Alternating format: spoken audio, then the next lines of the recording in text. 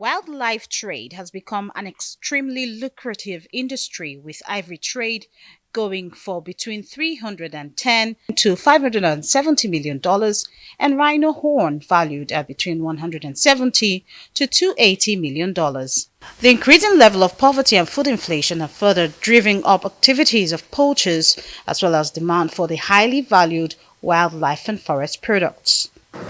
While enhanced information exchange and cooperation with relevant authorities in countries of origin, transit, and destination offer opportunities for intelligence sharing, intelligence-led operations, and parallel or even joint investigations with the objective of detecting and dismantling trafficking networks. The theme of this year's commemoration, Connecting People and Planet, exploring digital innovation on wildlife conservation, is particularly apt, as it focuses on digital conservation technologies and services to drive wildlife conservation, sustainable and legal wildlife trade, and human and wildlife coexistence. Well, Nigeria has emerged as a key source, destination and transit country for international wildlife illegal trade. And so the report being unveiled highlights key findings in the assessment of wildlife crimes in Nigeria, providing a thorough analysis as well as necessary insights to understand how best to tackle the situation. While thanks to the very good work of the Nigerian Customs Service, seizures in Nigeria's land, sea and airport border points have been on the rise. 2/3 of all seizures involving Nigeria reported by the authorities of other countries. This suggests that interception capabilities still need to be strengthened. The report establishes that transnational wildlife crime requires the use of several pieces of legislation. Using just one law is considered as insufficient. The existing law in Nigeria has a penalty of 3 years imprisonment for illegal wildlife trade.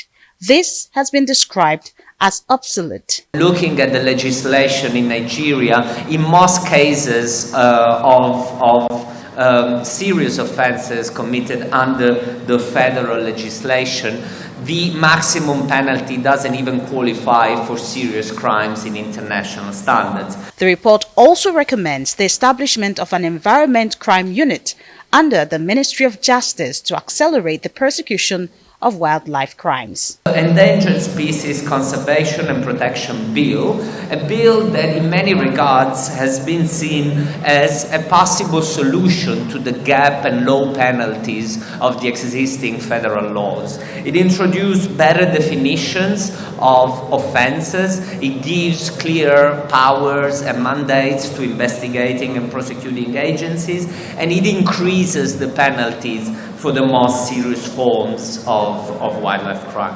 The Minister of Environment emphasizes the need for a reference guide for judges and lawyers on the prosecution of wildlife crimes. The most important that we need to do is to train our judges and lawyers to understand the impact of environmental issues, so that when they go for prosecution or for even defense, they should understand where they're coming from.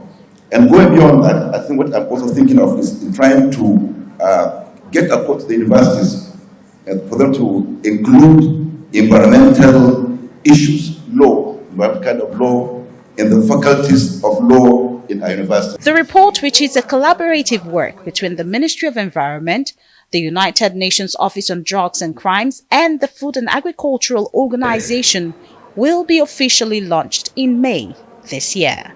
Georgina Ndukwezaika, Arise News.